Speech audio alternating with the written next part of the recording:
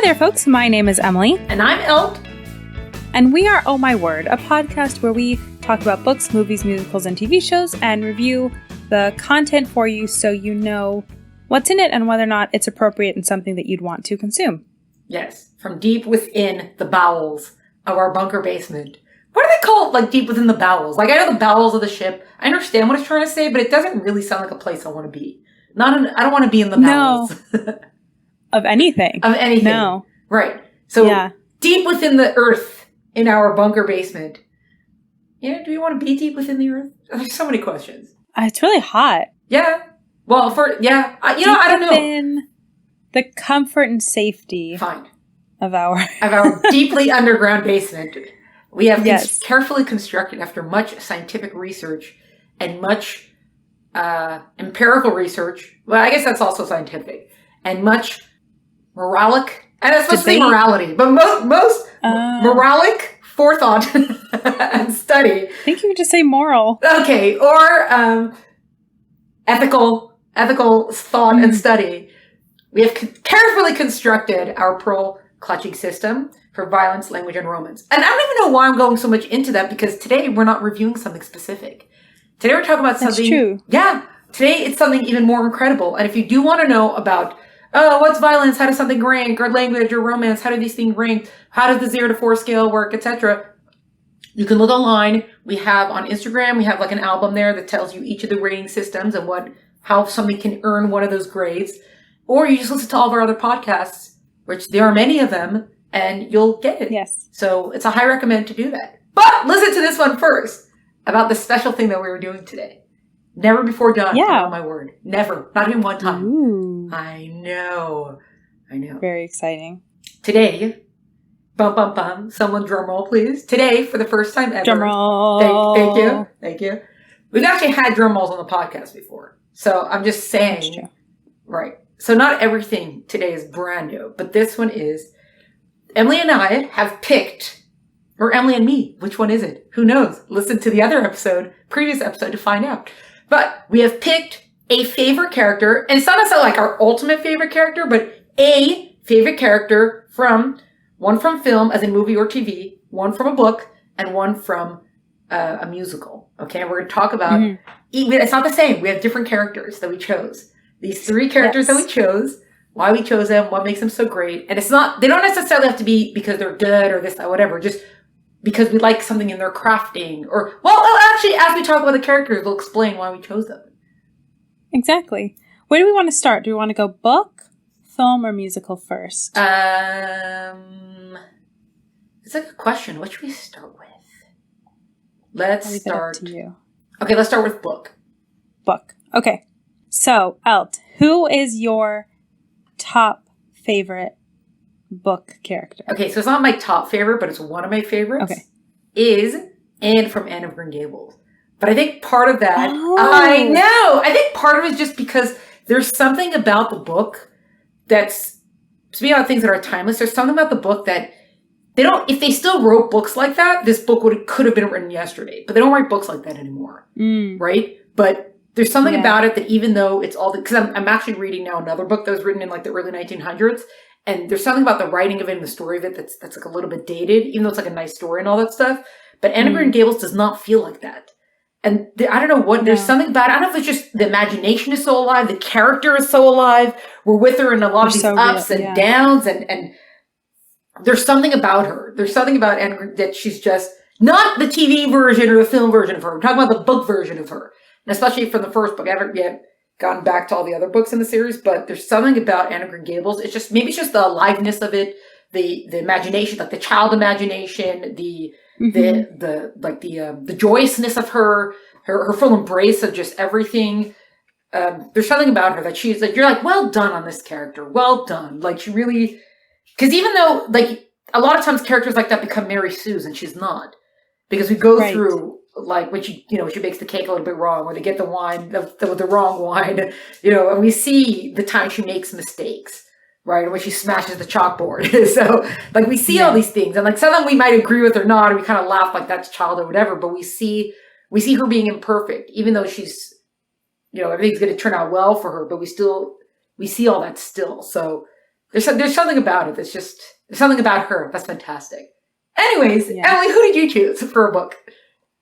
Well, I kind of want to change my answer because Anne, I'm now reading the 6th book of the series, and you're so right. She's just, like, I want to be like her. But I didn't. I actually picked Artemis Fowl. Oh, okay. And here's the deal. This whole episode was actually a little bit anxiety producing for me because I can't pick a favorite of anything. Right. Because how could one pick a favorite when there are so many wonderful things on God's green earth?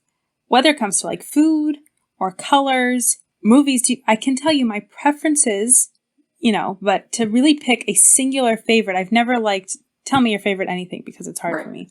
But I picked Artemis Fowl because I do so love that book series and I like that character. And I, again, have to emphasize the series. We have talked about the movie adaptation of Artemis Fowl that Disney did, and it was terrible, appalling. Just a terrible movie, period. Forget the fact that it was an adaptation. It was just a bad movie.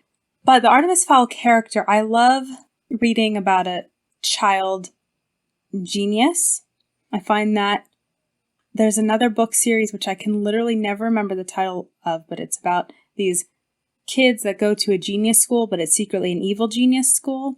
There's something about because I'm analyzing myself as I'm saying this, so I could totally be making this up. Because sometimes like super smart kids are actually the most annoying characters ever. Yeah.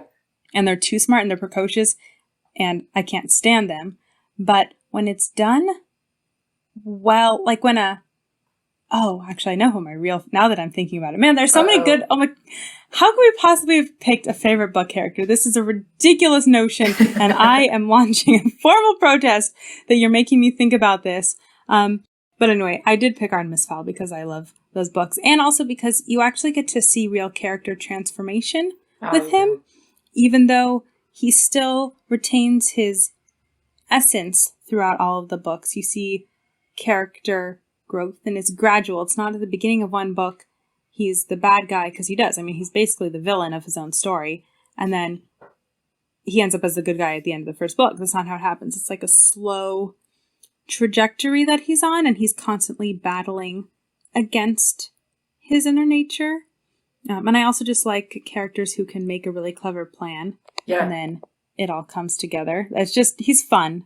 And he's too smart for his own good, but he's not annoying. So I don't know. I love that book series, so I guess I have to love him. Yeah. I only read the first book, but that one starts off like, Artemis is a boy genius, blah, blah, and you're like, okay, whatever. Then you see things are playing out and you're like, okay, boy genius. But then when the book ends, you're like, oh, he is a genius. That's a great, oh, he's genius. Okay. Yeah, he is a good character. Yeah. Yeah. Yeah. And I don't usually like reading, just one more thing about them, we can go on, because I don't usually, as everyone who listens regularly knows, I don't really like stories about villains or about bad people because I don't think we need to know why bad people are. I don't know. It's just not my thing. But he's a villain and there's just something about him that I like. Bum, bum, bum. There you go. Yeah. Okay, next. What do you want to do next? Film or musical? Let's do film. Okay. Who did you choose for film? I actually went TV because Elle said film and like movie or TV. And I went with Miranda Miranda Hart from this TV show Miranda. So Miranda is this British TV show, a comedy, a sitcom from like 2008. So it's a little bit away now. And she basically plays herself in the TV show. She's like 6 foot something. She's got sort of like a gawky, awkward, like she's a big girl.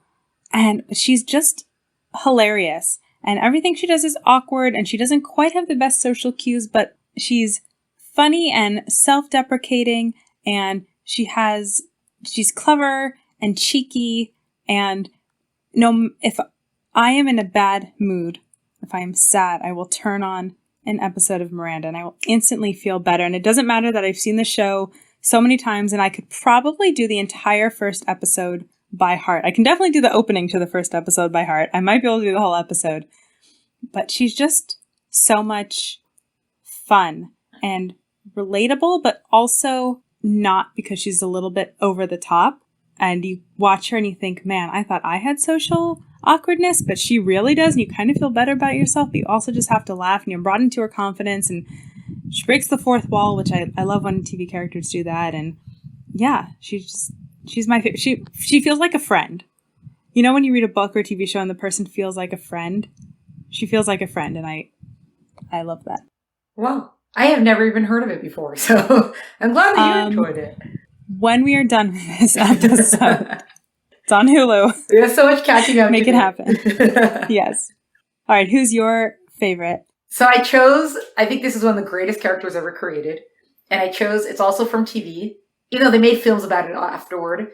And this is actually from the 70s. This goes back to like the 70s kind of. And I chose Columbo. If anybody knows Columbo. Okay, Columbo's played by Peter Falk, who is fantastic. Like, the role was made for him. I think he's always in the beige trench coat. I think he wore the same trench coat for like the entire series. Like, however many seasons there are, I don't think he ever changed it. He is an incredible character. And here's what's so genius about it. So it's the murder mysteries. So it always starts off, each episode starts off and shows you how the murder was committed. Okay, and then it shows you when the cops are called in and they have to cover it up.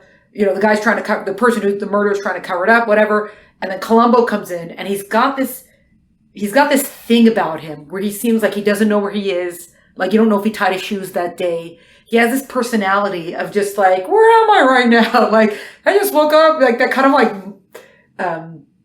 like ruffled look, and like he seems so unpolished, and he seems like, how did this guy ever become a detective? And then he's a genius, but he's a genius without it being like, wow, and he's a genius and everybody knows it. There's never, they keep it, it's almost like, I wonder if they shot it like low budget or something like that, because there's not usually a lot of extras in it. There's usually very sparse cast.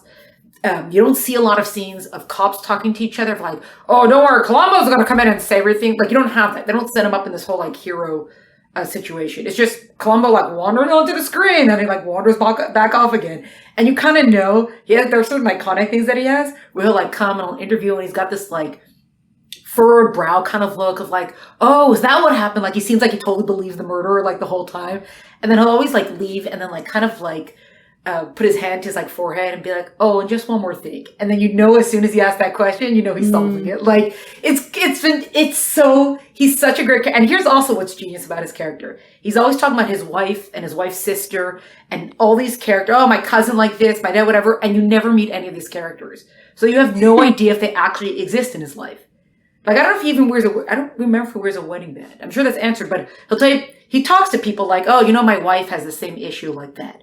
Like, as he's becoming friends with her, like, oh, my wife has the same issue like that. She's always wondering, you know, blah, blah, blah. Like, do you put that casserole on like that? And, like, wanders off, and you're like, is he actually married? I don't know. We never find out. We don't find out. And, like, one episode, he shows up with, like, a dog, and you're like, he has a dog? Or did he just, like, borrow it from someone to solve this mystery? Like, you don't know. We don't know anything about him. He's just this, like, rumpled-looking guy who just, like, wanders onto the screen, wanders off again, and he's just this, like... They did such a good job of it, especially because now a lot of procedural stuff or a lot of like cop stuff, detective stuff, a lot of it's a little bit more flashy. They go with like the more sophisticated, or you always have like the good cop, bad cop, you know, like the woman who's like super ambitious and driven and the guy who's kind of a drunk, blah, blah, blah, whatever. Like Columbo is just not like that. Columbo is just, I don't know, it's just this genius character they created, because each time it comes onto the screen again, you know he's going to solve it, but you're like, how does he do that? Like, where does he figure these things out in that like rumpled brain of his? Like, how does he figure it out? He's so good. It's also like there's nothing flashy about him, and there's nothing about him of like, oh, I'm the most genius detective that ever was. You don't get that feeling from him. Like, never. He's such a genius character. If you've never watched any Columbo, you gotta watch Columbo just to like appreciate the creation of his character. And also because I'm definitely intrigued. Yeah. Oh, good. Yay, we sold it. Hooray. Yay. Yeah, winner. So we're going to get to musical. Can I make a guess as to your favorite character? I will be so impressed if you guess it. Yeah. Well, not so impressed. I'll be pretty impressed. Yes. Is it the lead from Memphis? Oh my, you got it! Yes! Yeah, who's Calhoun? How'd you get that? Did you cheat? You looked at my notes. No, you talk about him all the time. But now tell everyone else about why he's your favorite. Okay, Huey Calhoun is one of my favorite characters. First of all, okay, we didn't speak about Memphis, did we? No, we did. Okay. No. Huey Calhoun is, even though, like, after I saw it, and I warned my sister about this, I was like, you're gonna feel so out of place for like a week because the ending sucks. The ending of Memphis sucks because it's just like a wrap up. It's not like a happy ending. It's not like after everything that Huey goes through, you feel like he should like not be stuck in nowhere, and he kind of just like arbitrarily stuck in nowhere. Whatever. Okay, we're not going to get into that now. But he is such a genius character. He's and because the first time I saw it, so I saw first a film version of it, then I saw a stage version of it. So the film version of it has the original cast and so Chad Kimball plays that part. He was also in Cut From Away, Chad Kimball. So the character that he interprets is fantastic. And then the stage version that I saw, the guy did it in like in the vein of Chad Kimball. So it was great. It was, I didn't feel like, oh, where's Chad or whatever. But I know like Anna Pascal's played that part, and the little bit that I've seen, I was like, no, this is not like his part. And then nothing to take away from him as an actor. Anyway, so the thing about Huey Calhoun is that he's so, I don't even know. Maybe it's just like the link. It's not the right word for it, but like it's almost his character is like a lanky, awkward character. So his whole thing is that he wants to put like, I guess you could say black music on the radio. And he doesn't get why black music shouldn't be on the radio, right? He's was it jazz? I think jazz, right? So he's very into jazz. And he shows up like in a black bar, let's say. And he's this white guy that just shows up in a black bar. And everyone just like stops and is looking at him. Like in a jazz joint. And everyone's like looking at him. Mm-hmm. Right? It's not soul or R&B. I think it's not rock. Oh, no, maybe it's rock. I don't remember what it is. I thought it was jazz. Oh, great. Now look at this. I don't know. Yeah. Anyways, the point is he shows up there and they're all looking at him like, what is this white guy doing in here? And he's like, so there was a woman singing. He's like, I just wanted to see if you look as pretty as you sound. Like, and the way he talks is so like, I wanted to see if you look as pretty as you sound. Like, and everyone's looking at him like, are you insane? Like, what are you doing? Or for him, there's nothing wrong with it. Like, music speaks to his soul. Right. And so, like, when the music speaks to your soul, there's no difference between, like, if it's good music, people should hear it. And if it's not good music, then it doesn't matter. And it's this character, it's like he's so clueless at the same time that he's actually so tuned in that regard. And it's just the lanky awkwardness, I think, of the character. Like, so eventually, blah, blah, blah, he ends up as like a disc jockey on the radio, and he's putting the quote, like the black music on, making it popular or whatever. And like at one point he's reading ads, and he probably can't even read so well. And he starts going off with the ads of like, this beer is so good, like you should have one, and you should have some with your neighbor, and have some with your neighbor's wife, and dunk it all over your head. And I was like, what is he saying? You can't say that. Like, what are you promoting here? And because like words just fall out of his mouth. Like, he's just there's something about him. He's just such a great character because he's such a, I don't know, he's like such a dope. but he's like so not at the same time. I don't know. He's just, there's something about like his awkwardness, I guess, that makes him, like he's so simple, even though he's doing this great thing of getting the music out there, but he's still such a simple guy. He's just like a guy who loves music. So, I don't know. There's something about that character. Yeah. Interesting. My favorite, a favorite musical character for me is Shakespeare from Something Rotten. Ah, there you go. That's a well done character. Yeah. The whole concept of Shakespeare in Something Rotten is that they make him like a rock star. Like, imagine Keith Richards, Rolling Stones, like tight leather pants, like groupies following him, chanting his name. He's got like the hugest ego. And I thought it was just such a fun way of imagining Shakespeare being cool. Being like I mean, he was, like what would someone who's really popular, we know what a super popular celebrity or like a rock star is like today. So what would someone who sort of has that same status of super popularity look like actually when he was alive? And he's just fun. He's so cool. In his song, It's Hard to Be the Bard, I like it because they give him a little bit of humanity, because he's not just this super cool rock star who's on top of it. There's a little bit of like, okay, it's actually really hard to do this. And you get the right word, but then it's not the right word. And then you think you're done. But so I like that he's not the main character in that show. So he's mostly one-dimensional because that's his job, is just to be the rock star. He's so arrogant, but like you get a little bit of this insight into what it must be like to be Shakespeare, to be a rock star, to be the like most famous, popular person, to have all these people follow you around. And it's just fun. Like Shakespeare as a rock star. And as soon as you see it, you think, yes, this is exactly, like you never would have thought of it yourself. But once you see it, it just feels so right that that's exactly who Shakespeare is. He is this rock star to the people around him. And it's just fun. I love it so much. Well, we spoke about that musical, right? I think it's many previous episodes ago, but there is something about, because the whole show is just so irreverent, and it's just so, it's also one of these over the top, people are going to like a musical. Why would they like musicals? Yeah. All of it is just, so it is. So they also did that with the Shakespeare character. They just they literally just let's just go over the top of him. This arrogant rock star. Then we'll just make him, it's a lot of fun, the show. Definitely character is also, yes, he's a lot of fun. Yeah. Especially because Nick Bottom has to be a little bit more like the straight man, even though he has a little bit some of like the deadpan humor, or like some of it, like he's still in funny parts, but yeah, the Shakespeare character, definitely, that's a good character. We should do this again, because as much as I agree that all the characters I just said are my favorites, as I'm talking, there are a bunch of other people crowding inside my head saying, no, pick me instead. So I think we're going to have to do more of these specials, where we do more favorite characters, or even like favorite books or favorite movies. We can do a whole bunch of these, because I think this is what the people want. Let us know. Comment if this is what you want. Yeah, and who are your favorite characters? We want to hear. Drop a note. Let us know. Send a message in a bottle. Yes. Should we also tell people that unfortunately we're taking an itty bitty little break? Oh, we probably should give you the heads up. It's just a few weeks. Yeah. It'll be okay. Yeah, just a few weeks. In the meanwhile, first of all, you have that whole back catalog. So even if you've listened to everything already, maybe it's been months since you listened to, the beginning of Oh My Word. So go back and listen. Also, you have a ton of book and movie and musical and TV recommendations to go through during that month. So while you're sad and missing us, you can watch an episode of Miranda, which is what I do when I'm sad, or enjoy Anne of Green Gables, which is sure to make anyone's day better. And then you can think of us as you're enjoying the things we've recommended, and then you will hardly miss us. But feel free to cry a little bit, that's fine. But you should still miss us, so you'll be excited when we come back.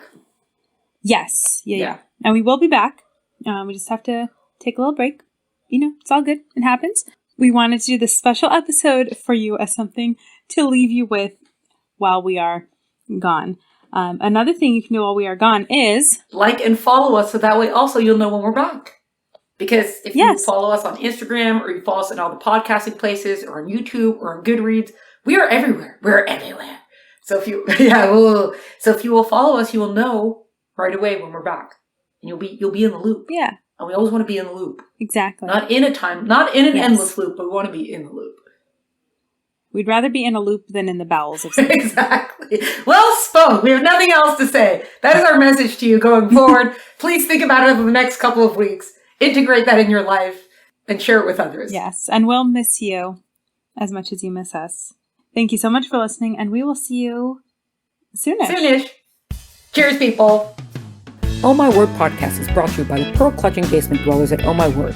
Follow us on Instagram for updates at Oh My Word Podcast, or like and subscribe wherever you listen to podcasts. For full episode notes and detail, visit eltenenbaum.com. Music is by Tim Berg. See you next time.